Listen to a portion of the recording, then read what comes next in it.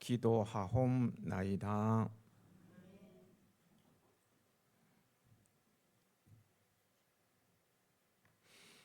남의 것을 가지고 그것이 물건이든 돈이든 말입니다. 마치 자기 것인 양 사용하며 행세하는 것은 매우 그릇된 행태로 법적 책임까지도 묻게 될는지 모릅니다. 그런데 성경에서 오히려 그런 행위를 칭찬하며 지혜롭다고까지 말한다면 우리는 어떻게 이해를 해야 할까요? 성경을 읽다 보면 가끔 뜻을 이해하기 어려운 난해한 구절들을 마주할 때가 있습니다. 오늘의 비유가 그렇습니다. 주인의 재물을 가지고 제멋대로 탕감해준 청지기를 칭찬하는 본 비유는 쉽게 이해가 되지 않는 난해한 이야기입니다.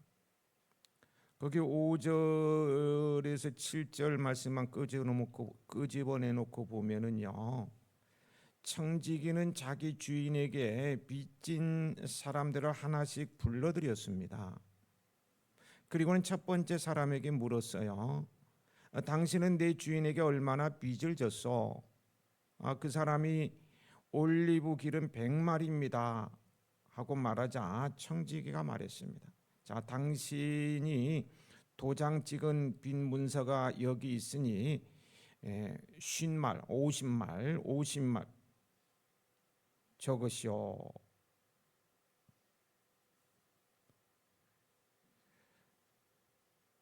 또 다른 사람에게 물었습니다. 당신은 내 주인에게 얼마나 빚을 졌어? 그 사람이 밀 100섬입니다 하고 말하자 청지기가 자, 여기 당신의 빚 문서가 있으니 가져다가 80섬이라고 고쳐 쓰시오라고 말하였습니다.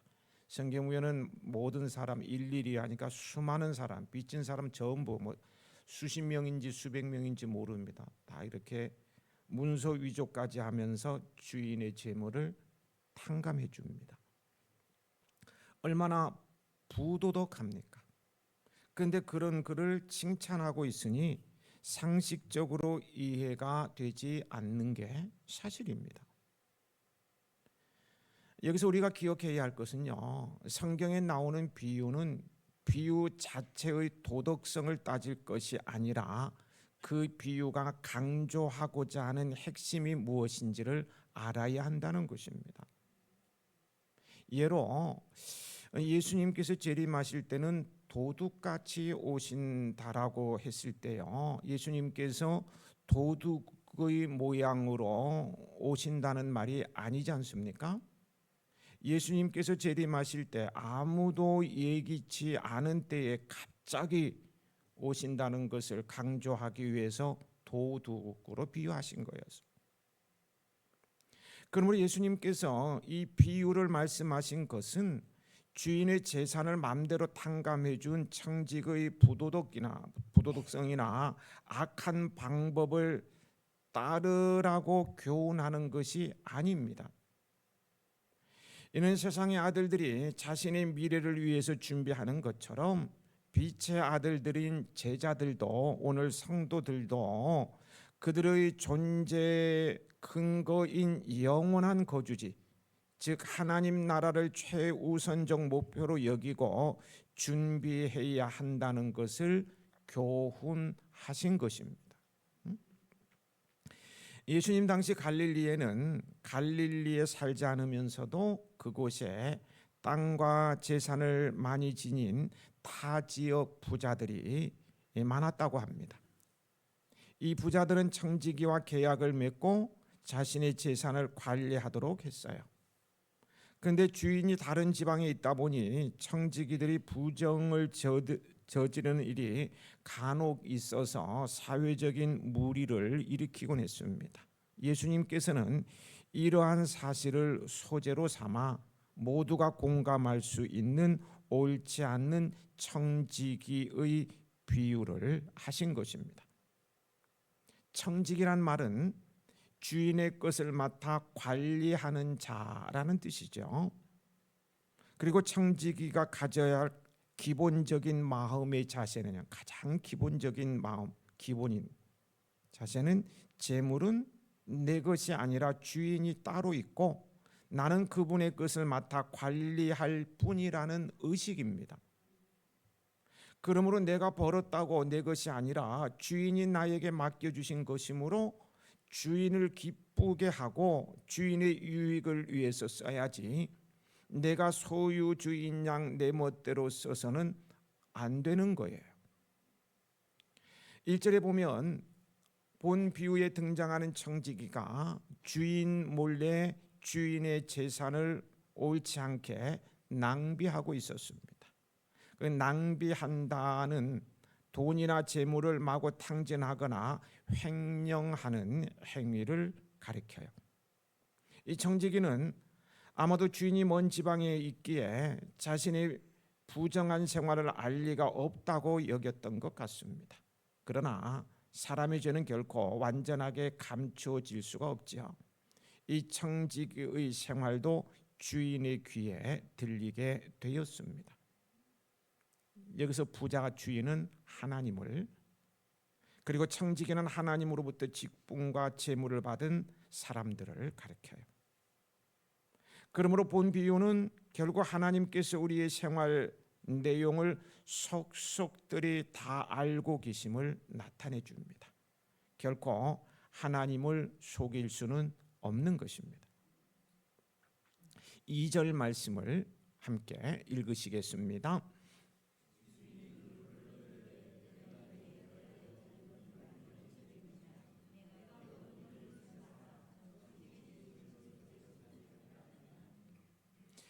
주인이 청지기에게 파면, 해고죠, 해고를 통보하며 지금껏 자기 재산을 관리한 내용을 정리하여 결산할 것을 명했습니다.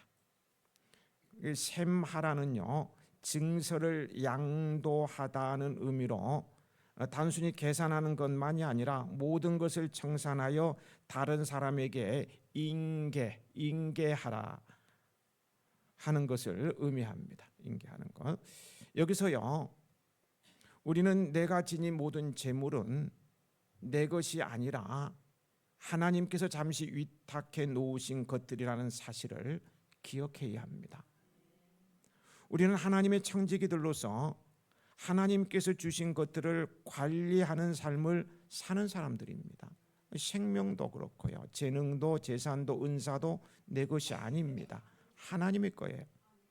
그리고 내가 지닌 것들은 영원히 나의 소유가 되는 것이 아니라 때가 되면 다른 이들에게 인계해야 하는 것들입니다. 내가 지금 부자라고 영원히 부자가 되는 게 아니고 언젠가는 다른 사람에게 인계될 날이 온다는 거예요. 현재 가난하다고 해서 영원히 가난하는 게 아니에요. 가난도 인계되고요, 내가 부자가 될 수도 있는 것. 이런 진리를 아는 성도들은 삶의 양보다 질을 중요시하게 됩니다.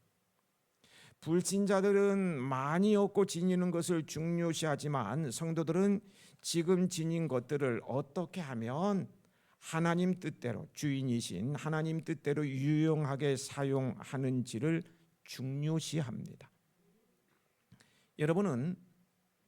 여러분이 소유한 모든 것이 하나님께서 잠시 나에게 위탁하신 하나님의 소유인 것을 인정하시고 고백하십시오. 그래야 여러분의 소유로 무엇보다도 하나님과 그분의 뜻을 이루는 데 사용하십시오. 만일 자신이 가진 것으로 하나님의 뜻을 이루는 데 쓰지 않고요, 자기 자신만을 위해 사용한다면 그것은 본문에 나오는 옳지 않는 청지기처럼 주인의 것을 자기 마음대로 유용하는 악한 청지기로 여겨지게 될 것입니다. 우리가 가진 것 중에 내가 마음대로 사용할 수 있는 것도 있죠. 마음대로 사용할 수 있는 것은요, 청지기의 임금, 월급, 임금에 불과한 생계를 유지하는 데 필요한 정도임을 잊어서는 안 됩니다. 나머지는 하나님의 영광을 위해서 사용해야 됩니다. 우리가 하나님 앞에서 청지기 의식을 분명하게 가질 때 우리는 하나님께 합당한 삶을 살게 될 것입니다. 이제 해고를 통보받은 청지기 천년 만년 이 자리에 있을 줄 알았는데요. 해고를 통보받아서 고민에 빠지게 되죠. 3절입니다. 같이 읽어보실까요?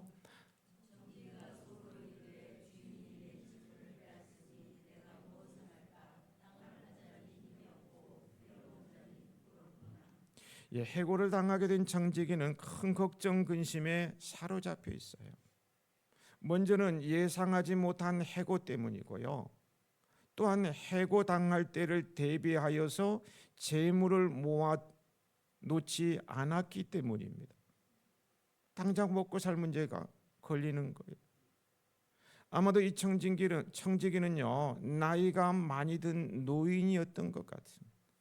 그래서 땅을 파는 농사일도 할 수 있는 힘이 없고, 나아가 구걸하는 거지 생활을 할 수 있는 용기도 없었어요. 그는 인생의 위기를 맞아서 심각한 고민을 하고 있는 모습을 보여주고 있습니다. 이 청지기뿐만 아니라 우리에게도 이 같은 때가 올 수 있다는 사실입니다. 병으로 건강을 잃거나 또 나이가 들어 노년기에 접어들면 어떤 일을 제대로 할 수가 없습니다. 하고 싶어도 못해요. 그러므로 아직 젊었을 때, 건강할 때, 은사와 은혜가 충만할 때 그때가 일할 수 있고 하나님께 충성할 수 있는 기회라는 것을 잊지 마십시오. 기회는 지나가면 다시 돌아오지 않습니다.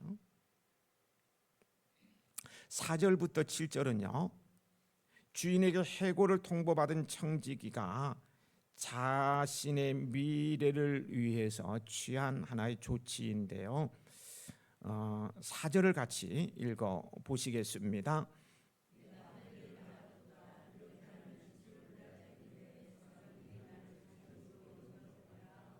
예. 파면당하더라도 자기를 돌봐줄 사람들을 만들어 놓겠다는 아주 머리가 잘 돌아가죠. 약삭빠른 생각. 아주 잔머리를 굴리는 데 1등인 것 같아요. 난 잔머리 굴리는 사람 너무 싫더라. 잔머리를 너무 잘 굴리는 것 같아요. 그리고는 그동안 주인에게 빚진 자들의 빚의 일부를 올리브 기름 100말, 어마어마한 겁니다. 그것을 50말로 탕감해 주는 등등 선심을 팍팍 썼습니다. 청지기는 주인에게 빚진 자들을 불러 모으고 그들의 빚을 대폭 상감하여서 회계 장부를 새로 꾸민 거예요. 그래서 자신이 해고당했을 때 자신을 도와줄 친구들을 만들어 놓는 것입니다. 내가 3억 빚을 졌는데 1억 5천만 갚게 해주면 얼마나 고마운 거예요. 내가 10억 빚을 졌는데 3억만 갚게 해주면 얼마나 그냥 고마워서 나중에 1억은 줄 거 아니에요. 이런 식으로 해서 다 계산적으로 그렇게 한 거예요. 그의 이러한 행위는요, 물론 또 다른 불의가 분명히 있습니다. 지탄받고 법으로 제재를 받아야 마땅합니다. 그래야 이 땅에 공의가 세워지는 거예요. 그러나 그의 행위는 매우 악한 것이었지만 그가 위기 속에서도 자신의 미래를 대비한 행동 그 자체만을 떼어놓고 볼 때, 다른 것은 다 그 자체 내일 내 먹고 살 문제만 가지고 대처한 요것만 떼어놓고 볼 때요, 그 행위는 주인의 칭찬을 들을 만큼 지혜로운 것이었습니다. 청지기는 위기를 미래를 준비하는 기회로 만드는 지혜를 갖고 있었던 것입니다. 우리는 이 땅에 살면서요, 이 청지기처럼 진퇴양난의 삶의 위기를 맞거나 또 힘없는 노년기를 맞았을지라도요, 일할 수 있는 것들이 많습니다. 나는 없다. 아니에요. 많어요. 지금 이 청지기도 일할 것을 만들죠. 어떤 것들이 있을까요? 용서하고 사랑하고 격려하며 자비를 베풀고 이웃을 위해 간구해 주는 선한 일들을 할 수 있어요. 그래 우리는 장차 하나님의 심판대 앞에 설 때에 상급받을 근거를 마련해야 됩니다. 우리가 행한 선한 일들은 장차 하나님 앞에서 나를 영화롭게 하는 근거가 되는 거예요. 사랑하고 자비를 베풀고 격려하고 이웃을 위해서 기도하는 이 선한 것들이 나중에 하나님 앞에 서면은 나를 영화롭게 하는 근거가 된다는 거예요. 바울 사도 예를 들어봅니다. 사도행전에 나오는 이야기죠. 이 죄인의 몸으로 로마로 압송받던 중에요, 자신과 로마 군인들이 탄 배가 유라굴로라는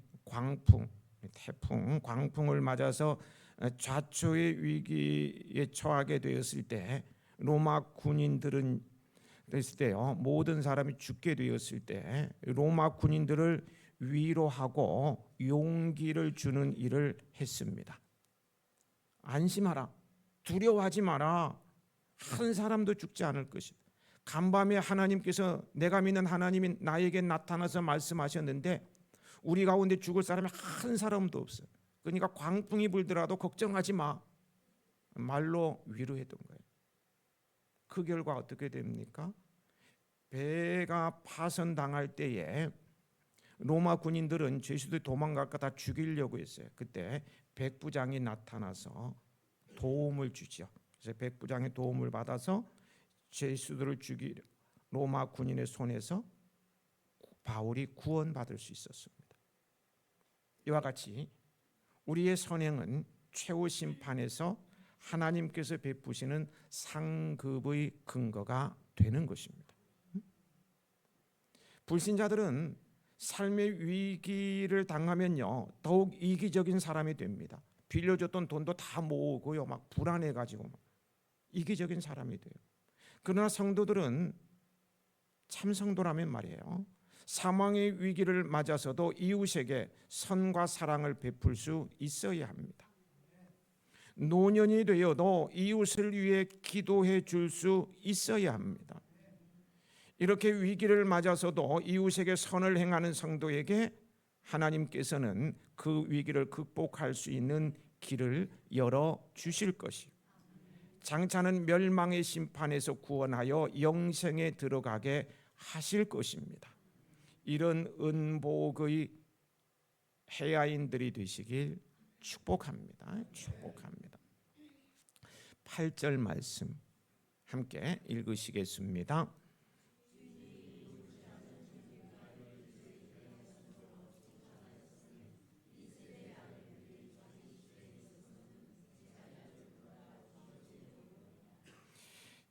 옳지 않은 청직이라고 말합니다. 그러나 지혜롭다고 칭찬하고 있어요. 옳지 않은 것은 뭐예요?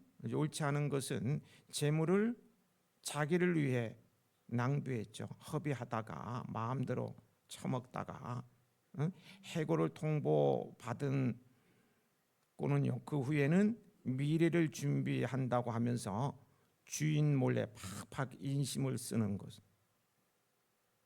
이것을 말하죠. 결코 옳은 일이 아닙니다. 그러나 빛의 아들들보다 더 지혜롭다, 이렇게 말. 지혜롭다는 것은요, 자기의 권한이, 자기의 직분이 끝이 있다는 것을 알고 미래를 준비하는 것은 지혜롭다는 거예요. 내가 끝이 있다는 것을 아는 건 지혜롭다. 끝이 있다는 것을 아는 사람과요, 끝이 없다고 생각하는 사람의 차이는 엄청납니다. 오늘로 내 생명이 끝나고 오늘 자정으로 내 생명 끝나는 거예요. 그리고는 주님의 심판대 앞에 선다 그러면 이게 명확한 사실이라면 우리 자세가 어떻게 될까요? 그동안 살아오던 대로 막 살까요? 안 그래요. 주님 앞에 할 말이 뭐가 있을까? 그래서 선한 일, 착한 일, 가난한 사람은 이런 일을 하고 주님께서 뭐라고 물으면 대답하려고 사람이 달라진다는 거예요. 내일을 준비하게 된다는 것입니다. 심판대 앞에서 어떻게 말할 것인가? 영혼의 삶이 결정되니까 준비할 수밖에 없죠. 이런 지혜를 칭찬한 거예요. 9절을 함께 읽으시겠습니다.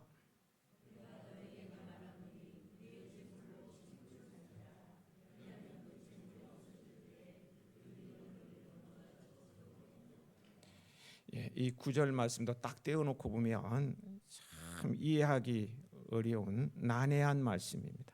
참 이해가 안 돼.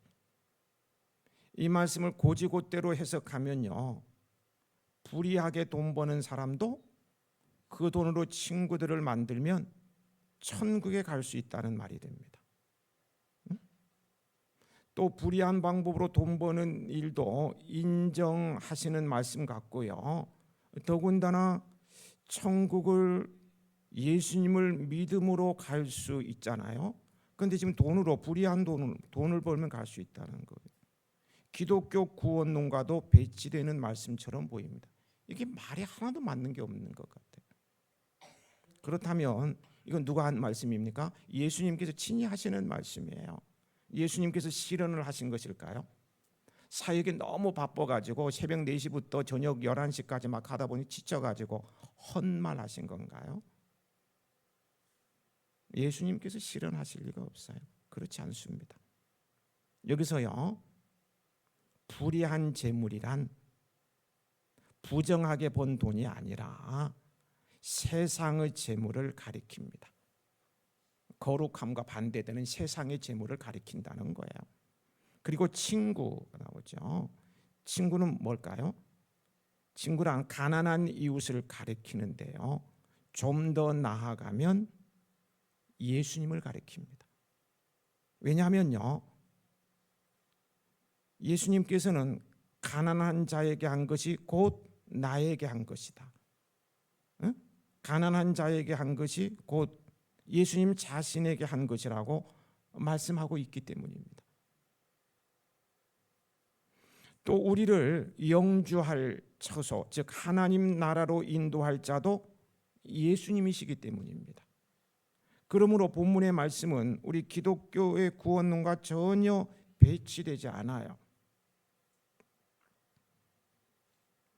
여기서요, 세상 재물의 가장 큰 효용가치, 정말 바르게 사용하는 가치는요, 생명의 주이신 예수님을 친구로 사귀는데 사용하는 것임을 알 수 있습니다.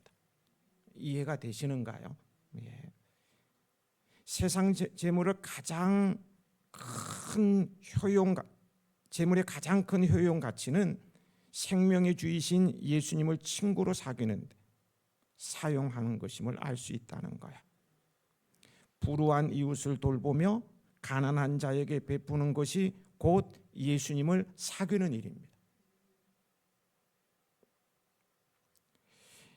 이것이 가장 돈을 잘 사용한 것이라는 거예요. 이것이 곧 구원에까지 이르게 된다는 걸 말해주는데요. 예를 들면 더 이해가 되실 것 같아요.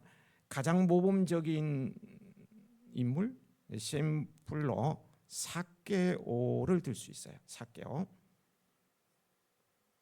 그는 여리고 지방의 세리장으로 많은 재물을 모았어요. 그의 돈은 어쩌면요, 예수님 말씀대로요, 불의한 재물인지도 몰라요. 그런데 그는 예수님을 영접하고 그 회개의 표시로 그 재산 절반을 누구에게 나눠줍니까? 가난한 자들에게 나눠주겠다고 했고요. 불의하게 남에게 빼앗은 재물이 있다면 4배나 갚겠다고 예수님께 고백했습니다. 이 고백을 들으신 예수님께서는 뭐라고 말씀하세요? 이 집에 구원이 이르렀다. 그가 구원을 받았음을 선포했어요. 삭개오는 불의한 재물로 가난한 사람들을 섬겨서 도왔어요. 다시 말해서 불의한 재물로 예수님을 친구로 사귐으로 구원에 이르렀습니다. 예수님을 영접한 여러분들은 자신의 물질을 예수님을 친구로 사귀는데 아낌없이 쓰므로, 구체적인 것은 가난한 사람, 불우한 이웃들을 돕는 거예요. 예수님을 친구로 사귀는데 아낌없이 쓰므로 주님을 친구로 삼을 수 있기를 바랍니다. 구원에 이르는 은복이 있습니다. 예수님께서는 영원한 미래를 대비하는 방법으로 재물을 바르게 사용할 것을 말씀하실 뿐 아니라 지극히 작은 것에 충성하라고 말씀하시죠. 10절에서 12절까지의 말씀입니다. 같이 읽어 보시겠습니다.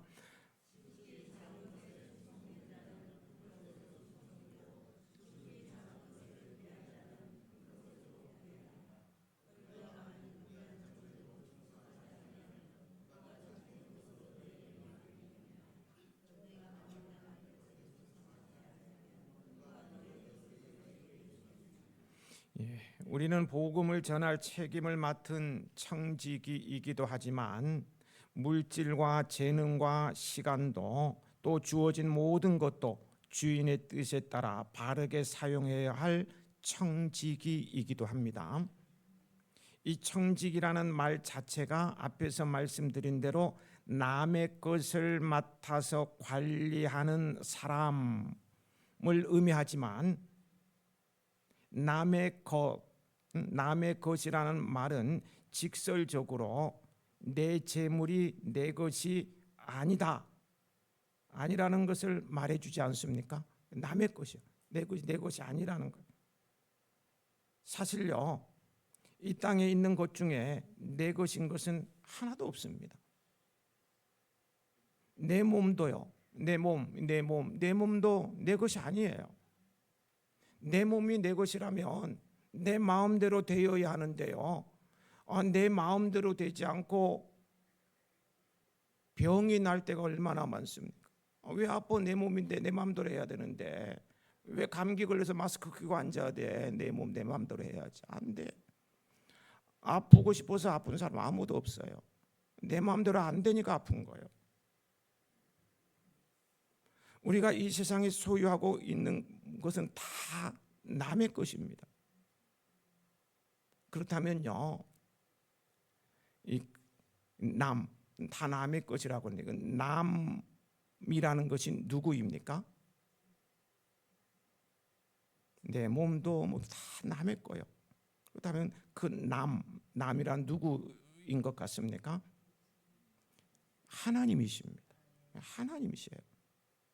이 땅에서 내가 갖고 있는 모든 것, 나의 재물도, 나의 시간도, 나의 재능도, 내 자녀도 다 내 것이 아니라 하나님의 것입니다. 그것을 가지고서 어려운 사람들을 돕고 주어진 시간과 재능을 하나님께서 원하시는 방향대로 잘 사용하며 충성할 때 그것은 없어지는 것이 아니라 하늘에 쌓인다는 이 놀라운 은복을 우리에게 주셨어요. 12장 살펴본 지가 꽤 오래됐죠. 12장에 나오는 어리석은 부자는요, 남의 것을 가지고 자기 것인 줄 알고서 자기만을 위해 쌓고 자기만을 위해 사는 불의한 청지기였어요. 다 자기 것인 줄 알았는데 사실은 자기 것이 아니었어요. 그날로 목숨을 잃고 세상을 떠나니 자기가 가졌던 모든 것은 자기 것이 아닌 것입니다. 그는 자기를 위하여 재물을 쌓아두고 하나님께 대하여 부요하지 못한 자다라고 예수님께서 말씀하시죠. 자기 자신을 위해서는 많은 것들을 쌓아둘 줄 알면서도 하나님에 대해서는 마음쓰기를 인색하게 하는 사람의 행로는 멸망의 심판, 님을 말해주는 거예요. 예수님께서는 우리에게 이런 어리석은 부자처럼 살지 말고 남의 것, 즉 내 것이 아니라 하나님께서 나에게 맡겨주신 것으로 나누어 주며 잘 사용하는 삶을 살라고 지극히 작은 일에 충성하는 자가 되라고 말씀하시는 것입니다. 예수님께서는요, 미래를 위한 재물 사용의 지혜를 말씀하신 다음 마지막으로 돈을 만몬이라 그랬죠. 우상처럼. 이 만몬과 하나님 중 양자택일을 하라고 말씀하시면서 본 비유를 매듭 짓습니다. 13절이죠. 같이 읽으시겠습니다.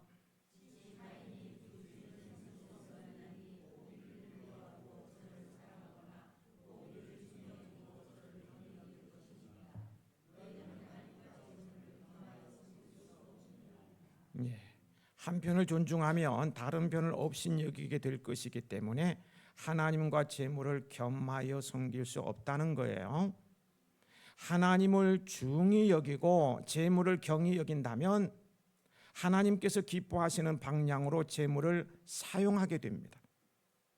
그렇게 되면 사업이 잘 되거나 직장에서 잘 나갈 때 하나님을 섬기는 기회가 더 늘어난 것으로 보고 하나님께서 기뻐하시는 방향으로 사용하게 됩니다. 하나님께서 기뻐하시는 방향은 자기가 가진 것으로 나의 도움을 필요로 하는 이웃, 어려운 사람들을 섬기며 돕는 것입니다. 잘 나갈 때 더욱 잘하시기 바랍니다. 하늘에 상급이 있고요, 길이 빛나는 삶이 될 것입니다. 잘 나갈 때 한몫 챙기겠다고 자기 배만 자기 곳간에 쌓아놓지 말고 이때 잘하라는 거예요.